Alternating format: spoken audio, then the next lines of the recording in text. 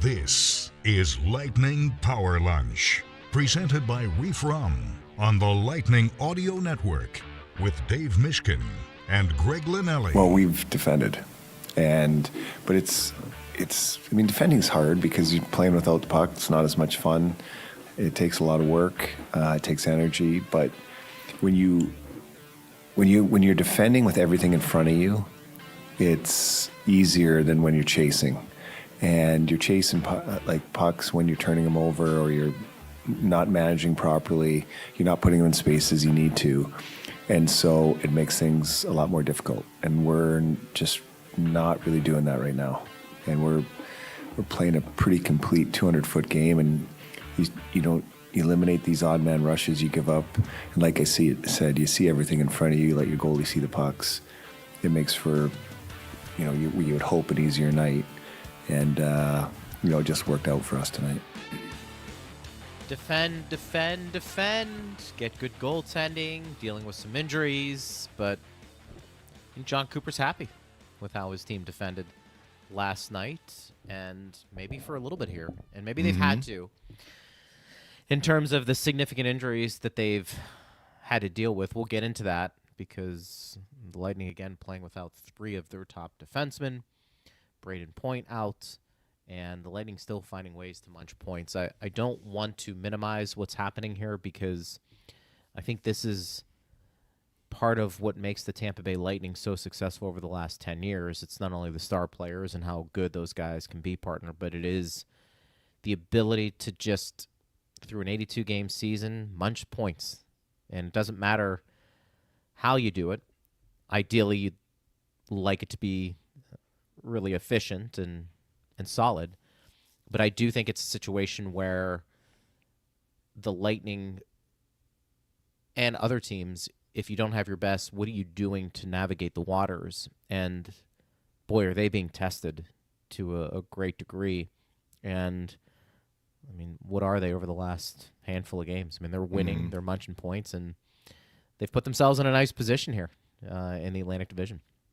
Well, 12-3 in the last 15, so that's going to help you vault up the standings. Yeah, even if they hadn't started 1-4-2, I mean, they're in first place for what that's worth, which really isn't much because the standings are still bunched. But if you're going to start 1-4-2, you really help yourself going 12-3 in the next 15. Yep. And Coop's right. Like their goals against has probably been the biggest reason why they've been able to win 12 of 15, and their overall numbers for the year and during this 15-game stretch have been skewed by two of the losses, which count. I mean, they allowed those goals in those games, but the losses to the Rangers and the Canucks, they gave up 13 goals in those two games. If you take out those two games, I think I read that in this 15-game stretch, their goals against per game is under 2, well under 2. Mm-hmm. So it's the Coop mantra.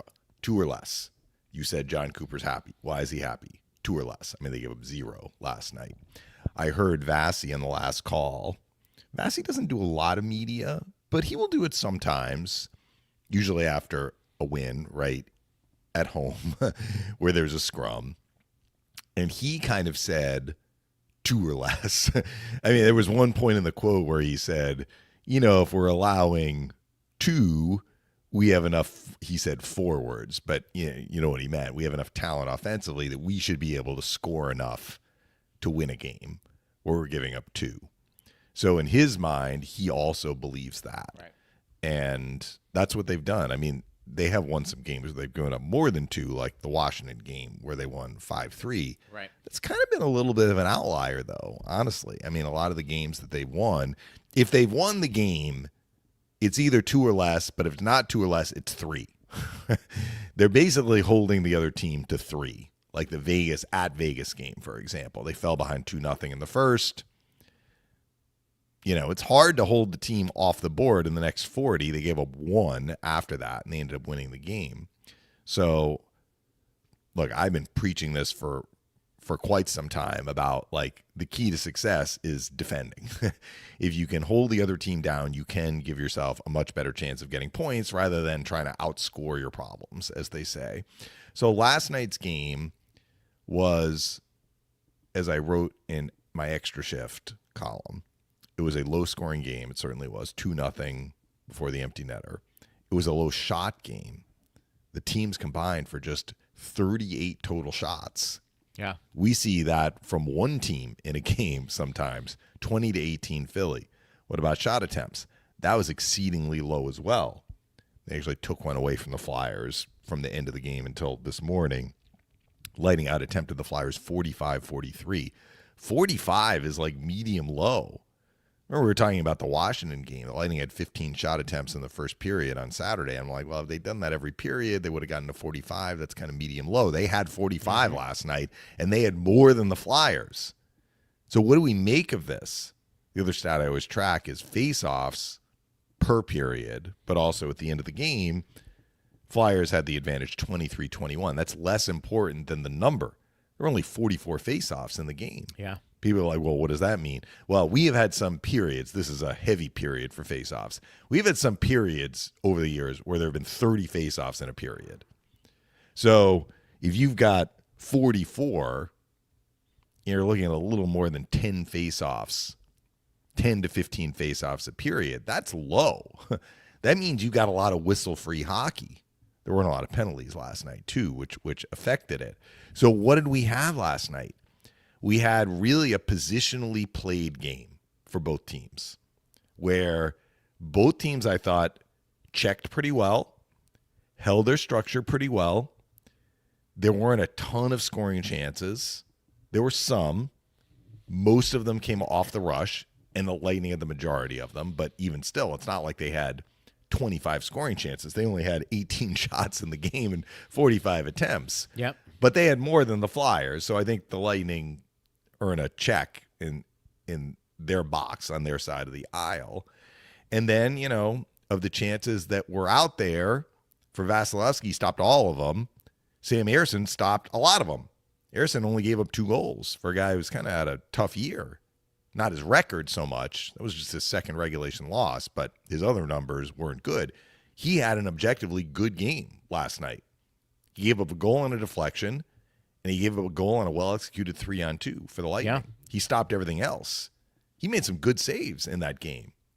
He denied Curtis Douglas his first NHL goal. That was a great save in the second period. But it was not a goaltending showcase. So I guess we would say it was kind of like an ugly game, but it wasn't ugly to John Cooper because he liked how few chances they gave up. I will punt back to you, but let me just say a couple things. When you're missing so many players, the Lightning are missing key players, McDonough, Hedman, Right. Point, Crozier's out, obviously Chernak, and you're calling up players or you're using players in roles that they maybe haven't been used in a lot previously. What you want to do is lean on your leaders. I think we had mentioned that in an earlier game this year when the Lightning had a bunch of injuries. It's like they really need to lean on their top guys to lead the way. And while Gensel has been great, and he had a couple of looks last night, he was playing with James and Gonsalves or James and Bjorkstrand. They kind of rotated the third guy. It was Kucherov, Hagel, and Cirelli. They led the way for the Lightning. I mean, you're going to say that, of the forwards, the 5 best forwards for the Lightning are Kucherov, Gensel, Point, Hagel, and Cirelli. Point's out. Sure. Gensel's on a different line. And he did what he could. I thought he had a good game. But the line that drove play for the Lightning was Cirelli, Hagel, and Kucherov. And they did all the scoring last night. But it wasn't just that they scored. Like not just about every time, but a lot of times they were on the ice. They were playing in the offensive zone and making the Flyers a little bit uncomfortable and forcing the Flyers to defend pretty well. So I thought that was an important part of last night's game because, the way Ersson was kicking pucks out, like the Lightning needed somebody to make a play, and they got the lead in the first period, so they led most of the game. But, the way Ersson was playing, those goals may have been hard to come by, so it was the top guys for the Lightning that really led the way offensively, which was great to see. The last thing I'm going to touch on is just I want to respond to what Coop said. Coop is right that they are defending better now than they did at the beginning of the year, for sure.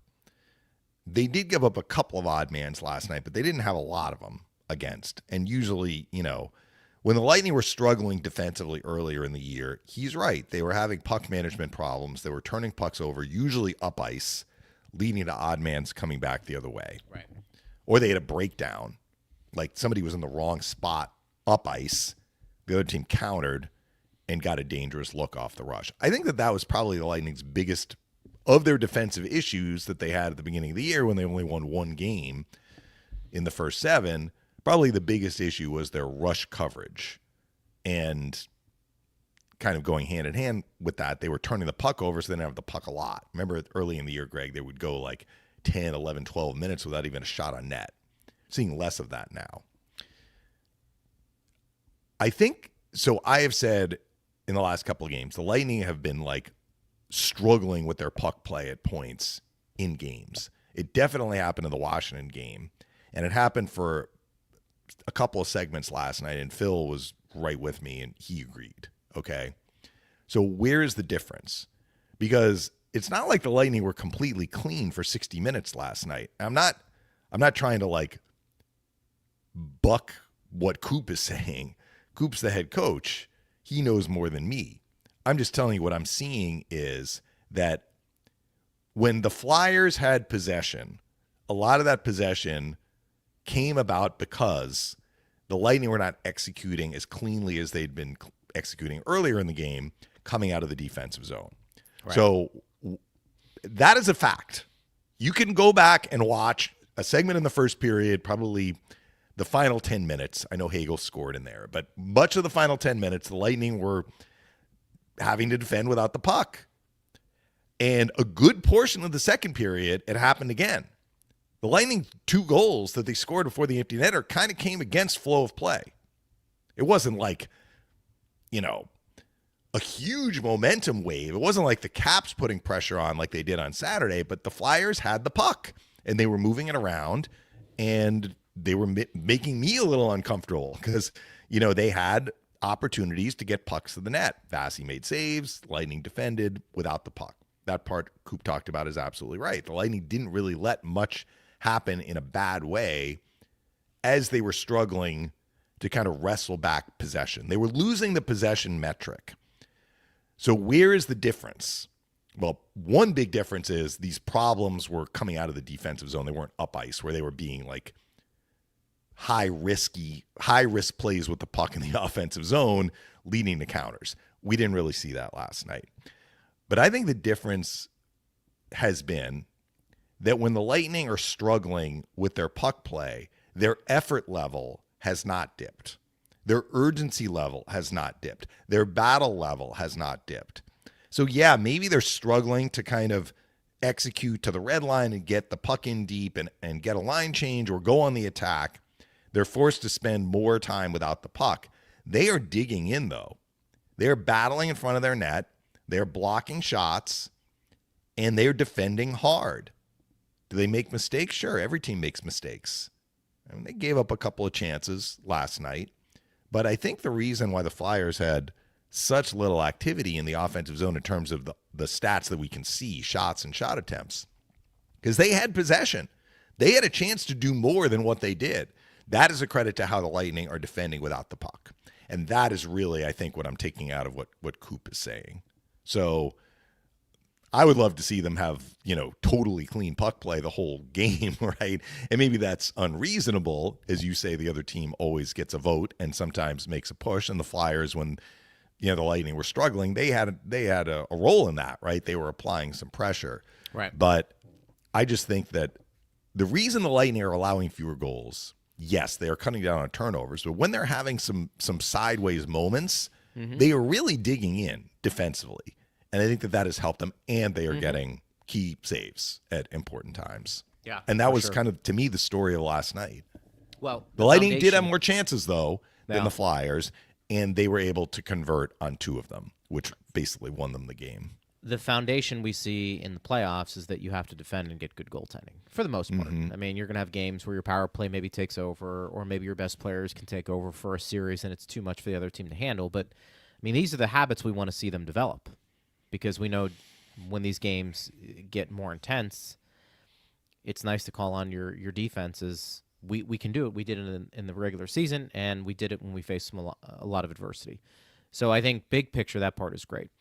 Brian continues to heap the praises of Darren Radish, who he is saying is just playing at a really high level. And I don't know. Last night.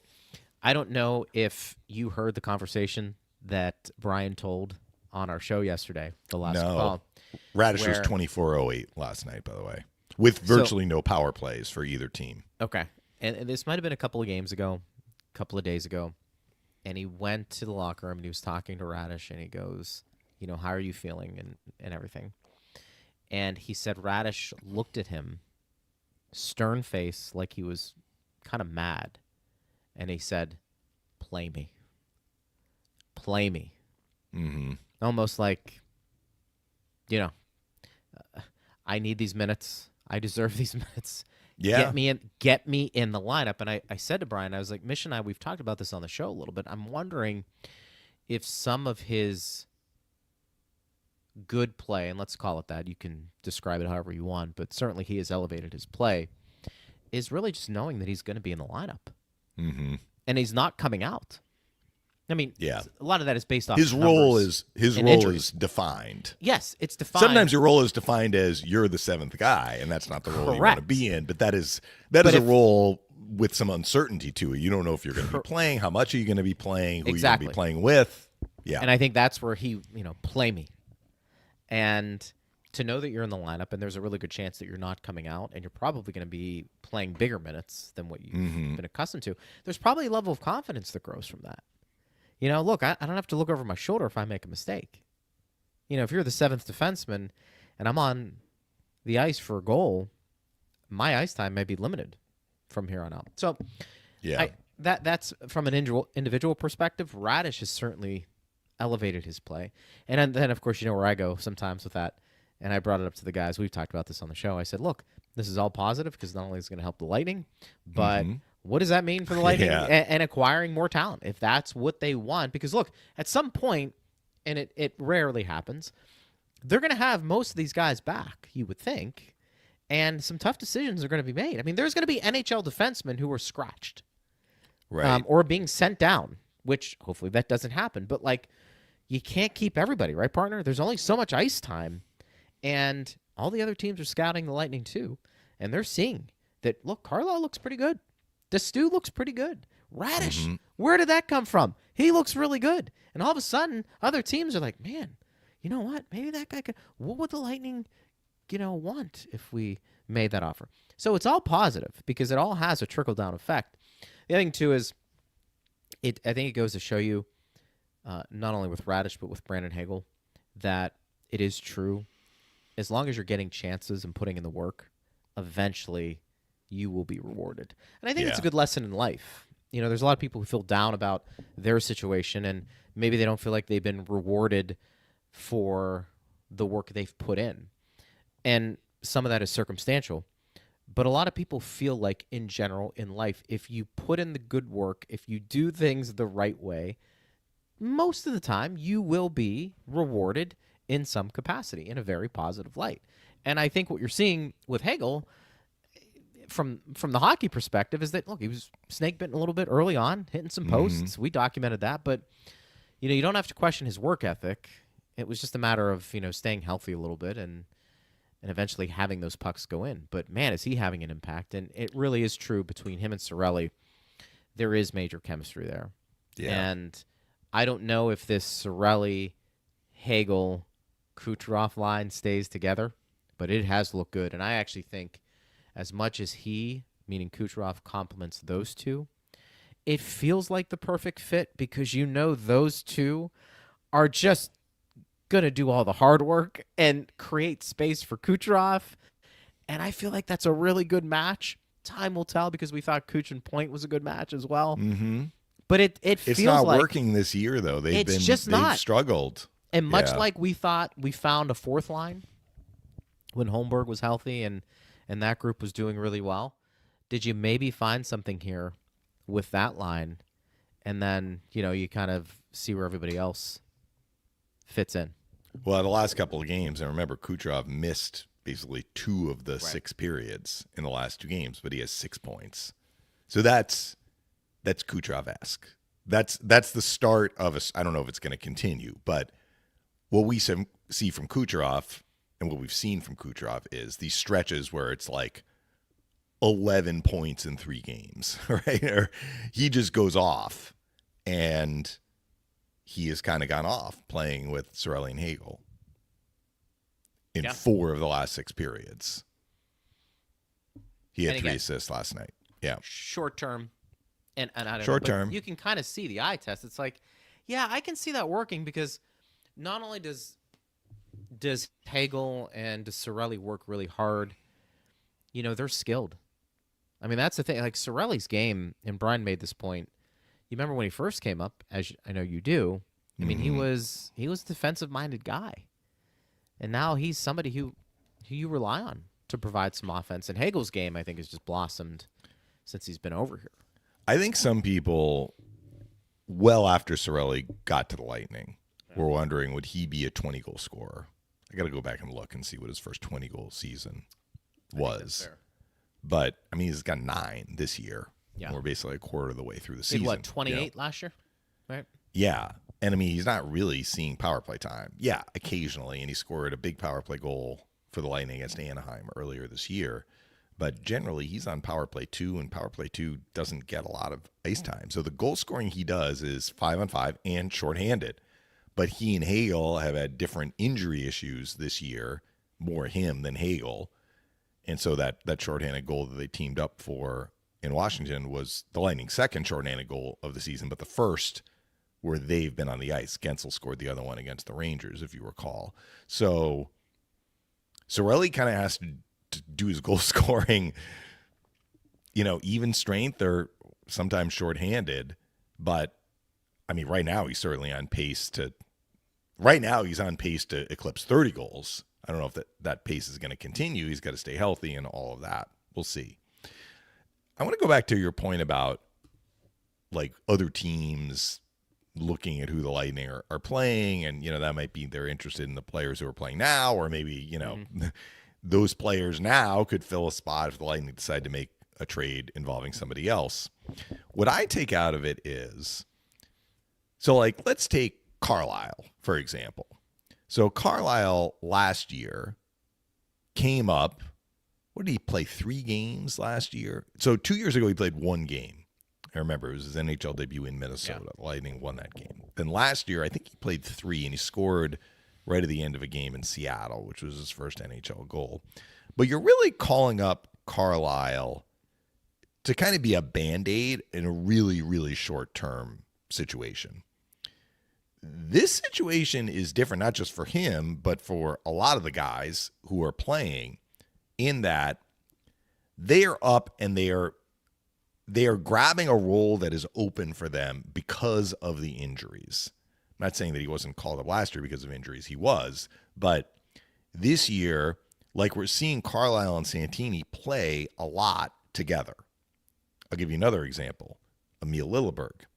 So at the start of the year, Lilleberg was the 3rd paired defenseman on the left side. Where is he playing now? He's playing the right side with Destu. Yeah. So this is what I was talking about with Phil before the broadcast last night. Like we were on the air, but you teed him up about the injuries, and he was like, "I can't believe all these injuries," and I'm like, "Yeah, but look at these opportunities that are opening up."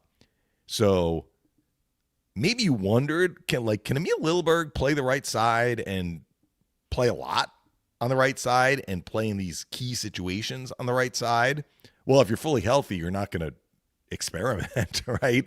Yeah, you're going to keep things the way they are. Sure. When you have injuries, though, you have to get a little creative, and there are more opportunities. I mean, J.J. Moser was going to be a big part of what the Lightning are doing defensively, even if everybody is healthy. But, I mean, in some ways, he's their number 1 defenseman right now. I know he and Radish are the top 2 right now. Radish is a bit of a different role in that Radish plays on the power play. But Moser has kind of become, particularly as the Lightning have had these injuries, specifically to some guys on the left side, because Moser has moved from the right to the left, Hedman and McDonough. He's kind of had to fill in a way, not on the power play, but fill in a way to compensate for both McDonough and Hedman. and we're seeing what he's doing. I mean, you're not going to get a lot of pushback if you were going to make the case that J.J. Moser has been the most consistent defenseman the Lightning have dressed this year. No. There have been some surprising and pleasantly surprising stories like Destu, but Moser has just been rock solid, and it's evidenced kind of in his line, right? Like his ice time is quite high. I think he finished at least +1 last night. He was already +7 going in. Where did Moser finish? +2. So he's now +9. That's probably among the top guys on the Lightning. And the plus-minus stat is the plus-minus stat. But when you're playing as much as he's playing, it tells you something, right? When you're +9. So what I'm saying is these opportunities are allowing the Lightning to see some guys in some roles that they otherwise wouldn't have been in, whether it's coming up from the minors and just playing regularly and not being a spot check guy, or a guy who's on the team who's being used in a slightly different and expanded role. And I think they've all passed with flying colors. Yeah, look, last year we were having the conversation before the trade deadline. They had some depth problems at the forward position. This year, we're not having those questions. Yeah, I didn't even touch on the forwards. I was we're talking not about even the D, but but we're not even having those questions. And that No. might be a Dominic James. I don't want to say he's been the answer, but I want to give credit where credit's due. I think Gergensen's has improved. I think Holmberg was a nice addition when he was healthy. looks like he's playing. going to be back tomorrow, by the way. Which We is can good. get to what they did at practice today. Yep. Douglas comes in, and look, he's taken on two of the toughest individuals in the NHL fighting-wise. I don't know if that sends a message because I'm not sure. Wilson more than I'm trying to find the right way to phrase this because I don't know if Douglas's presence is going to deter people from doing what they do, because I think the fights he's had the last two games, does it feel like it's been not staged? He went after Wilson. Yeah. But that's not going to stop Wilson from hitting people. You know what I mean? Like, he's going to continue. Wilson's going to continue to go over the line. Now, maybe you have a guy that's willing to challenge The him. Wilson one was different than the Yeah. Delorier one. It would be interesting to ask Douglas, like, why did that fight happen? Was it that Delorier asked you? You asked Delorier? Is it like he's trying to earn his way? Welcome to the into NHL. kind Let's of go, like, kiddo. Yeah. Yeah. The Yeah. the upper echelon of established NHL fighters. Right. I remember hearing a story like, I think somebody told the story about Rob Ray, or Rob Ray, who's now a broadcaster with the Sabres, told the story himself, and I heard it because he was a very feared, tough guy in his You ever day. see his hands? I mean, he has. Yeah.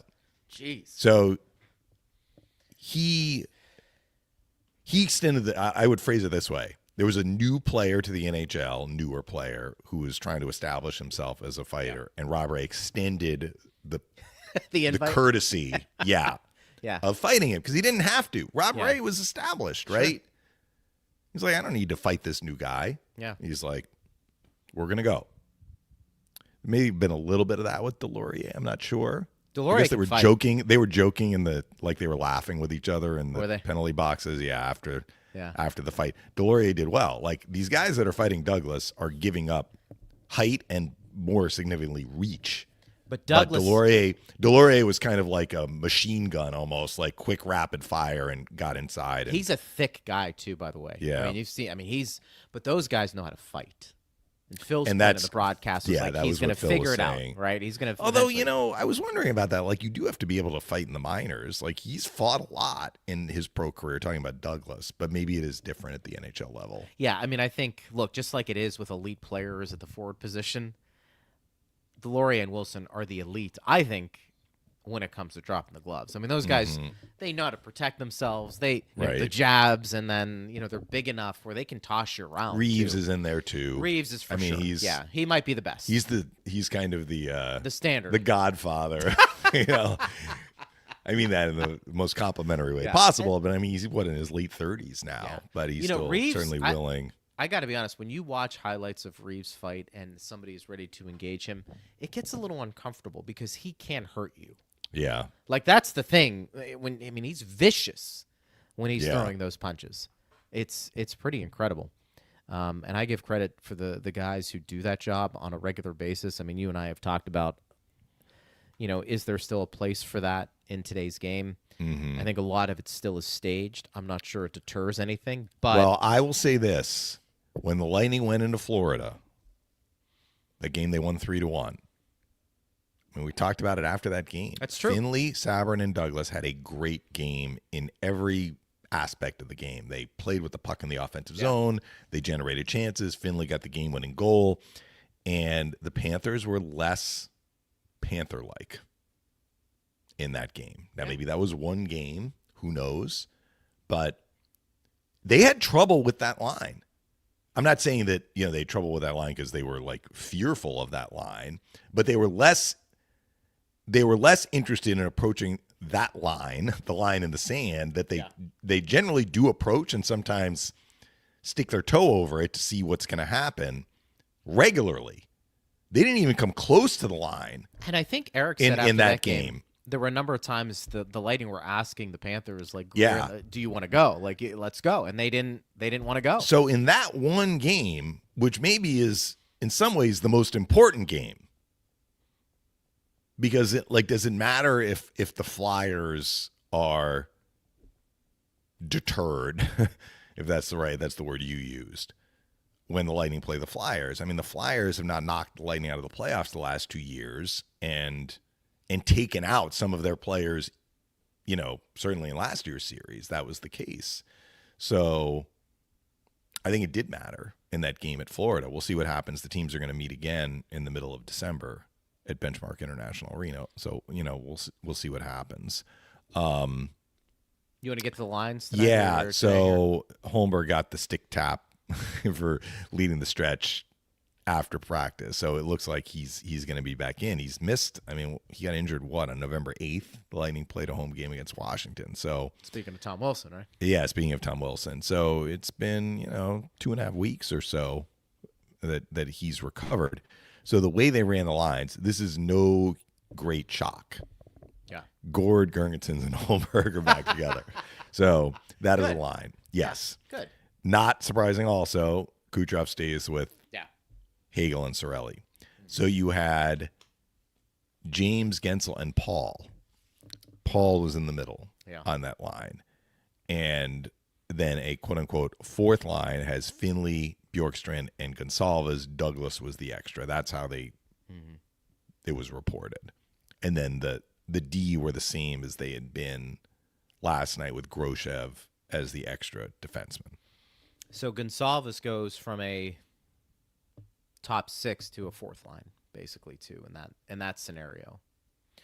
Curious with once is that what you said with as you're kind of setting up the deck chairs, if you will, the return of Holmberg means that Nick Paul, who had started the game last night playing with Gord and Gergensen, is going to get moved somewhere. Where are you going to move Nick Paul? Well, let's put him in the middle and put him with these two guys that do seem to have chemistry. James and Gensel have chemistry. I mean, we can see that. So it may be a placeholder for Point. Point's not. I mean, it doesn't sound like Point may be able to play tomorrow, but it doesn't sound like Point's going to be out long term, although he didn't practice again today. So we'll see. Wouldn't that be an interesting line of Point, Gensel, and James? Well, right. That's how they started it that's in gonna the Washington game. Yeah, that has a chance. I think that has a chance to be just as dynamic. Paul goes to a more traditional third line role, and this is where I think the Bjorkstrand Gonsalves dynamic comes in, right? Eventually. With Finley and Douglas, yes. Yeah. So the Lightning are approaching at the forward position. Should I even say it? They're approaching a point where, I'll put it this way, we're not going to be saying there are any more injured forwards. The players out of the lineup are going to be coach's decision. Let's hope that there's, no additional injuries tomorrow. Yeah. For either forward or defense. Defense is a different story. I mean, you got 3 guys out that are going to be out for a significant amount of time, let's just say. I mean, it sounds like McDonough is going to be the first guy back, but he's not even skating yet, Greg. So I mean, he took a shot to the foot. Yeah. Look, I mean it's not well enough for him to put a skate on and skate around yet. So, but once he does, then, this is a lower body injury. So he's been off the ice for 2 weeks and counting now. They're in first place right now. Take that for what it is. This is ebbs and flows. We understand that. You don't have to rush these guys back, though. No, you don't. If you are feeling good about your depth and these guys playing, I mean, hey, look, at some point you're going to have to call on the big boys probably and say, look, these guys probably have gotten us to a certain spot. Now we really do need our top 3 defensemen. I mean, I think any team would say that. But until you need to go there, take the time. And look, this may have a tangible impact later in the season. Maybe your legs are a little more fresh. The wear and tear. Chernak certainly plays that way. Hedman is physical.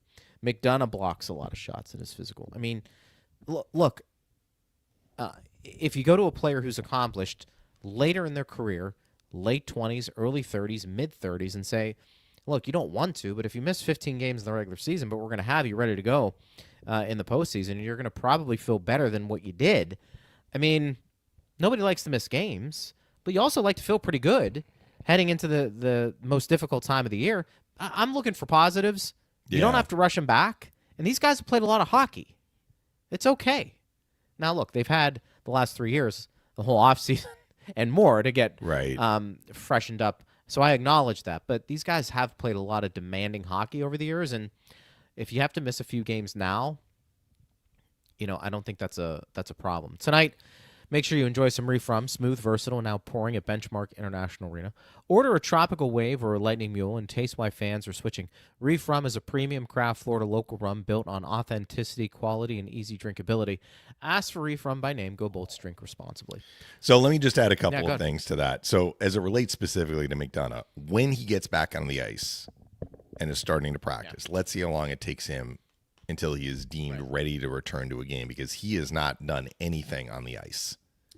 So this is where, the Nick Paul injury, Paul was pretty much, he may not have been in game shape, but he was in shape because it was a wrist.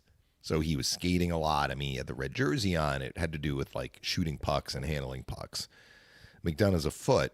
So it may be a little while. I hope it's not, but we'll see. And then, once he gets into a game, he's enough of a veteran. Hopefully he can do what he needs to do to get up to speed in terms of game pace. But again, it sounds like we don't know about Crozier. Crozier may return before McDonough, but Crozier is not skating either. Of the 3 guys that we've talked about, though, Hedman, McDonough, and Chernak, it does sound like McDonough is going to be the first to return. So you said, look where they're in the standings. They don't need to really rush these guys. I'm going to point out what I'm going to point out and give you a caveat. So tomorrow, the Lightning wrap up a stretch of 7 of 9 games at home. After tomorrow, we have a flip. 7 of the next 9 after tomorrow on the road. Yeah. With a couple of back-to-backs in there. That can be a little bit more of a grind, and the Lightning won't have the benefit of matchups on the road. Now, here's my caveat. The 2 road wins they picked up during this 7 of 9 at home, very impressive road wins at Florida, at Washington. So the guys in the lineup have done the job. I guess what I'm saying is you'd like to have a McDonough for all these road games coming up. I think it's fairly certain, though, that he's not going to be ready for the first 3-game trip. Then the Lightning come home for 2, and then they go on the road for 4. Yeah. That's how they're going to do the 7 of 9. We'll see. If he's not available and the other guys aren't available, then the Lightning are just going to have to manage with the guys that they have. And to this point, they have. You're right about that.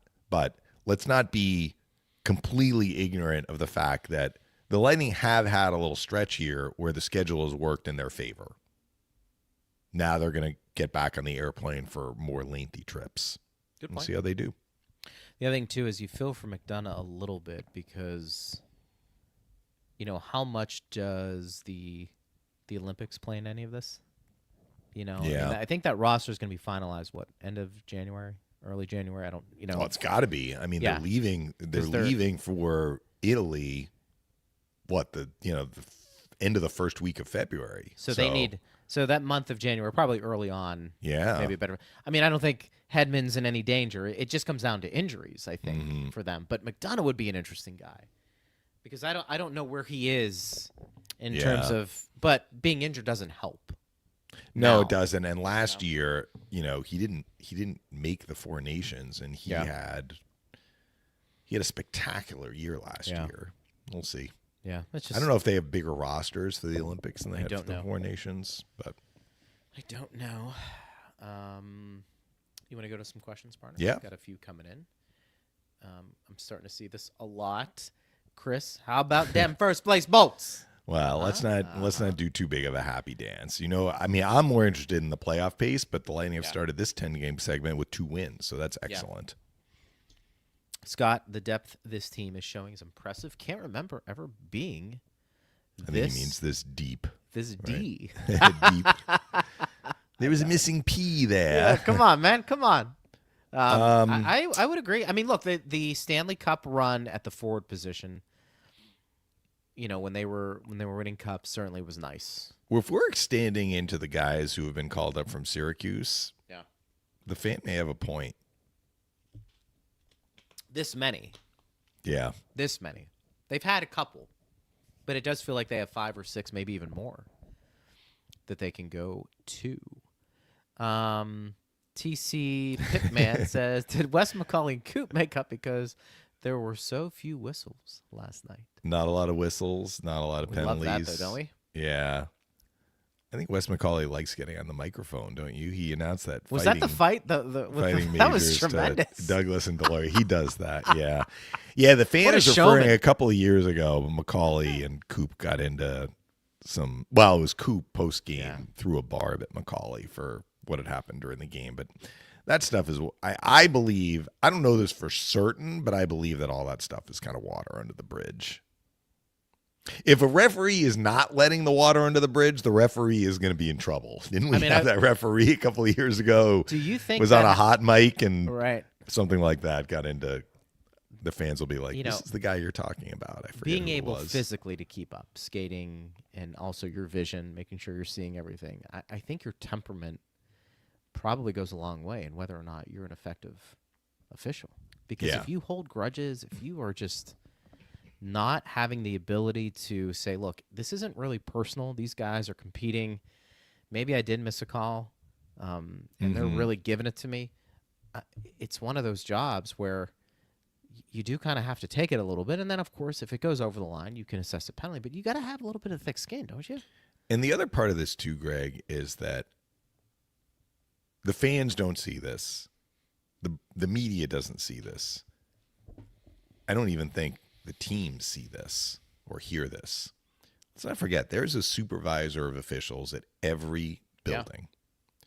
So people, they don't know what they're looking at. Well, okay, they know what they're looking at. Calls are sometimes missed. But the supervisor is there to make sure things don't go off the rails, certainly. The supervisor is also there to grade the referees. It's the referees that finish the regular season with the highest ranking that get to work playoff games. And I will point out, I'm not sure if McCauley made it to the final last year, but there were a few years where McCauley was always in the playoffs, and then they make cuts. So, you have more referees for the first round. You don't need as many for the second round, and then it whittles down some more. I mean, McCauley was working games in the final. Like, those are the best of the best based on the internal grading system, basically, that the league has. So if you're like, well, I don't believe that grading. I mean, I'm just trying to, fans don't like refereeing against their team, right? So you can pick a beef with any referee in the NHL. You can, if you're so inclined. What I'm saying is there is kind of an independent eye in the sky, or an unbiased eye in the sky, that has a job to do to figure out how to help these referees get better and determine who's going to work the postseason. So if they are noticing that a referee has a bias, that referee is not going to work in the postseason. So what's going to keep a referee in the straight and narrow? It might be that Paul Dvorsky is, Don Koharski is watching from upstairs and conversations take place. This I know. The supervisor goes into the officials' room and has a conversation. Maybe it's not every game, but I think most games they come down and kind of They chat. We don't hear any of this. We don't see what the rankings look like. But you can connect the dots when you see which referees and which linesmen are working in the postseason. That tells you what the league thought, and by the league, I'm really talking about Stephen Walkham and his supervisors, what they thought of the work these referees and linesmen did over the course of a full regular season. Fair point. So the fact that McCauley has often been in the playoffs tells you kind of his status among referees. Yeah. That's a good point. SQU Williams says depth has shown up, something I feel like we haven't seen in a while. I would agree with all of that. Let's keep going as I scroll through. TBL Suni says, I love you, Dave Mishkin, and go Bolts. Scott says the depth this team is showing is impressive. Can't remember ever being this deep. The youngsters are stepping up big time. Oh, and vintage Vasi is back. Well, that seems to be the theme today about the depth. And look, you look at what the Lightning did last night, certainly. It's like all these guys are out, and what did they do? They pitched a shutout, and they really didn't give up much. I think that's why we're getting a lot of these comments. Vasi did not have to be, as we say, did not have to be Vasi last night, but occasionally he did. He had to make a couple of tough saves. But I think it was one of those games where he's like, the guys in front of me really did a nice job, which is basically what he said post-game, right? Yeah. Gave them credit. Tampa Bay says, as much as I'm loving Dominic James, I really get worried about the hits he's been taking. He took a big hit from, was it Sealer? They locked shoulders in the third period. Well, he bounces back up in most instances. I mean, he did in the Washington game, but, he was able to bounce back and play in the third period. You've made this point. What's so impressive, I think, about James is he gets that puck and it's off his stick. He knows exactly where he wants to go. He gets that thing going, and then he's off, which I think works well with other highly intelligent and skilled players. Taking hits, I think that's just going to be something he probably has to navigate. Steve says James will be guest on the block party. So this is what I'll say about what I've noticed with James since he's been, let's just call it, in the top six. He was getting a lot of chances to score when he first came up. And then, of course, he got the one goal that he scored in Vegas. He's not gotten quite as many opportunities to score, I think, since he came back from his injury. But he's had some, and he had two last night. He had a rebound that Ersson made a great save on in the first period, and then he had a 2-on-1, and Phil was losing his mind that the Lightning, because they had more odd mans than the Flyers did, and they had a couple in the third period where they elected to pass instead of shoot, and the pass was not handled cleanly by the recipient. One was to Sorelli, and he had to stop it, and then it bounced off his stick, and the other was to Lilleberg. The puck was a little bit in his skates. He tried a one-timer, and he missed it, basically. So the third odd man that the Lightning had in the third period was James and Gensel, and James took the shot, and Phil really liked that. That was, it probably wasn't quite as good of a chance as the one he had in the first period, but it was a chance, and Ersson made the save, and the Lightning were unable to get the rebound.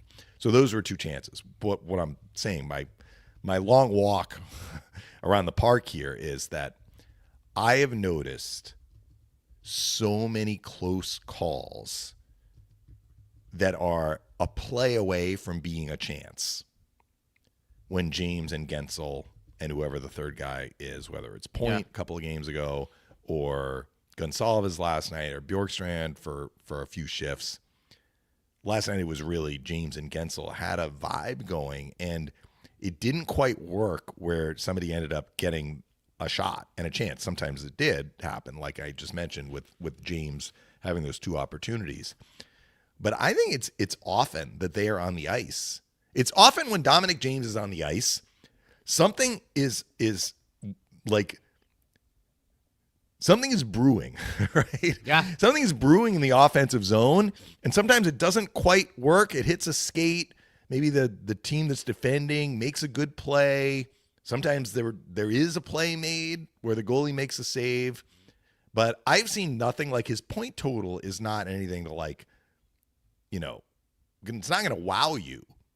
But when you watch him play, he creates so many good things that sometimes, at least to this point, have not really resulted in anything that you can see tangibly on a stat sheet. Right. But the coaches are monitoring that. They are watching this. They're like, he did this play. He did that play. Like, he stole this puck, which he did again last night. Dvorak was trying to like alleviate pressure for the Flyers. He went back to the corner. James swooped in and just took the puck away. Now, did it lead to a chance? No, but it could have, right? So I think that I'm seeing a lot of that, which is why it's still really encouraging to me that, his play hasn't dipped. Just he really hasn't gotten rewarded. And he doesn't really seem to be bothered by it either. Like he joined Eric post-game and he was like, great playing with Gensel and, everybody's working hard defensively, which they are. That's kind of what he talked about.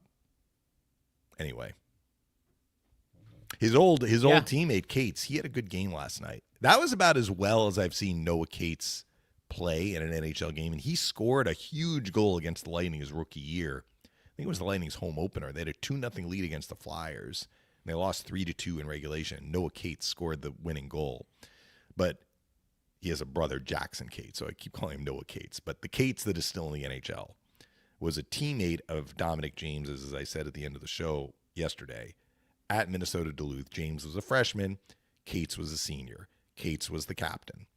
James subsequently became an alternate captain for 2 years and then was the captain his senior year. And when I talked to Dominic yesterday, he said he was a huge influence on me. It's like you could see that this guy is an NHL player in college. He had championship pedigree too, because Duluth had won back-to-back championships earlier in the time that Cates had been there. So Cates goes to the Flyers. Like he's been in the NHL since he turned pro, basically. But this was really the first game where it's like he's got some dazzle to his game. Like he's their third line center, but he was creating some opportunities for Philadelphia, kind of like we were talking about with James. Nothing really, like it didn't get from A to E.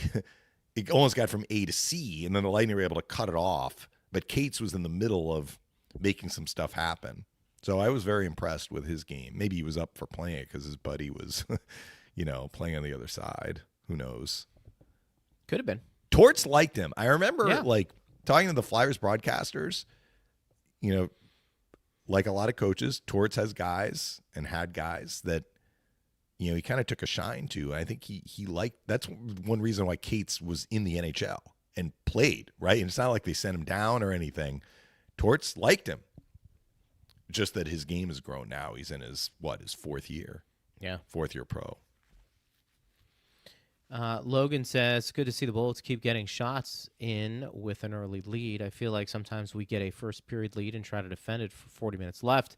Keep getting those shots on net until the end. Well, I think that they were trying last night. I mean, look, they did pass out of some odd mans, but it just was a game where there weren't a lot of scoring chances. But I think the Lightning were trying to add to their lead. Yeah, I would agree. I think at the end of the night, they did have more scoring chances than the Flyers. Yeah. Barclay is the best dog. The scouting department should get a bigger bus this year with some of these guys currently filling in for the injured. Maybe he means get bonus? A bigger bonus. It has to be a bonus, but that's I think when people are typing their questions, realize we're reading them on the air. Greg is reading them on the air. I have the benefit of reading them and trying to translate some of maybe the spelling errors. I think bigger bonus. Barkley is the best dog is saying the scouting department should get a bonus this year. Maybe they do. Maybe they do. Yeah. Let's see. MSM says hard to see them trading a right-handed defenseman performing like he is right now. Because this came Radish? This came off of a question SQU Williams had. It says, I hate to say it, but I think Radish gets traded. He's boosting his trade value. He's been the odd man out for most of the season with us. Maybe not. Maybe when everybody comes back, he's a guy that... He's giving the Lightning very, very valuable minutes. What I will say about Radish, if he continues playing the way he's playing, he is on an expiring contract, and if he keeps playing the way he's playing, he is going to get a raise. Well, he is going to get paid. Someone. He is going to get paid, for sure. And those are some questions then you have to ask yourself. Even with the cap going up, realistically, is Radish, what is he for you on this team? Mm-hmm. You know, that doesn't mean he can't be in a top 4. Right. Look, maybe he finds a way to play with a Hedman. I don't know. I just don't know if you have 2 offensive guys. The other thing, together. too, is that he's a 96th birthday. Yeah. So, I mean, he is several years younger than the 2 other guys that we're really talking about, McDonough and Hedman. That's true. Who McDonough is due a contract, too. But you know what I'm saying? Like, I do. If you decide to kind of invest, let's use that word, invest in Radish moving forward, you're getting a guy who's going to be 30 next year. He's still 29. I mean, he's still got significant, mileage ahead of him. And maybe his best mileage. Mm-hmm. I think you're right on that. Based on the benefit of his experience that he's gained so far. Yeah, you got to make that calculated decision. I think that's,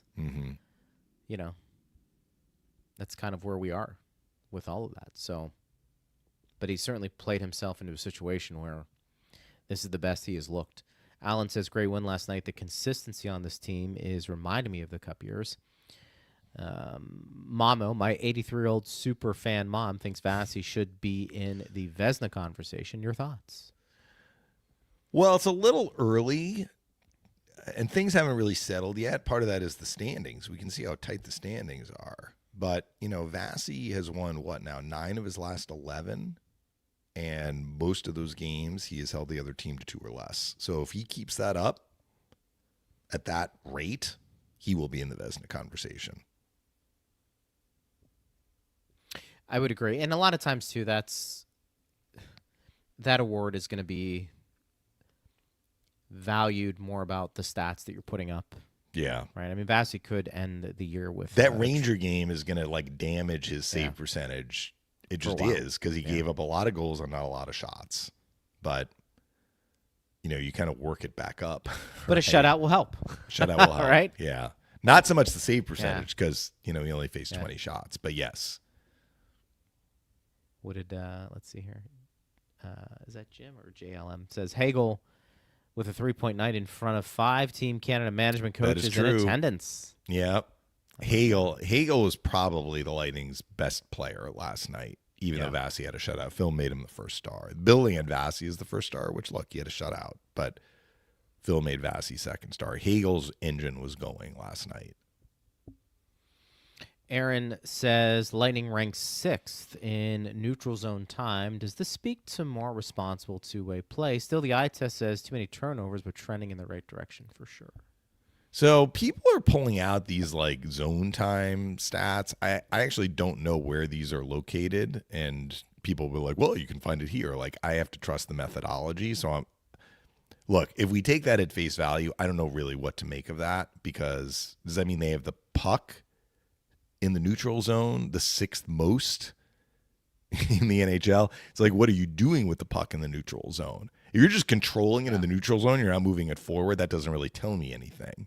So, I mean, look, I go more off the eye test. There are certain stats that can help inform how you assess the team. They are having fewer turnovers, and more significantly, they're having fewer damaging turnovers. So that is why I kind of was talking earlier in the show. There were points where their puck play didn't really help them grab a hold of the game and dictate play like maybe they had earlier in the game. But it's not coming back to bite them because they're defending so hard without the puck. Having said that, I agree with the fan. I would like to see when they try and execute a breakout, that the breakout is executed cleanly. To alleviate pressure, get the puck to the red line, then you have a choice. You can dump it in. If you're at the end of a shift, dump it in, go to the bench, get fresh guys out there, let them get on the forecheck, or you can carry it in and try and go on the attack.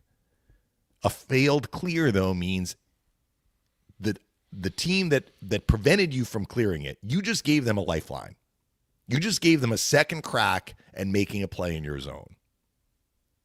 And that requires a lot of work, as Coop said. Playing defense without the puck is hard work. So now you have to expend energy and put on your work boots to make sure something bad doesn't happen, because when you had a chance to get the puck out, you didn't make the play. That's what has been happening a little bit. But I would say it's a little bit. It happened more in the Washington game than the Philly game, but we're seeing it. The good news is that, with rare exception, it's not really hurting them, and they deserve credit for that. They do. I would agree. All right, it's going to wrap it up for us today. Yeah. Calgary tomorrow. We'll get into them tomorrow a little bit. And we've got a couple of games sandwiched in between Thanksgiving. Busy time. Yes, it is a busy stretch. So we'll be ready for tomorrow. Partner, programming, no, we will not have a show on Thursday or Friday. Thursday is Thanksgiving, of course. Friday, the Lightning play at noon. Yes. Against Detroit, and then we will not have a show Saturday and Sunday. That's correct. You can hear us at 11:30, yes. And, of course, Mish on the call.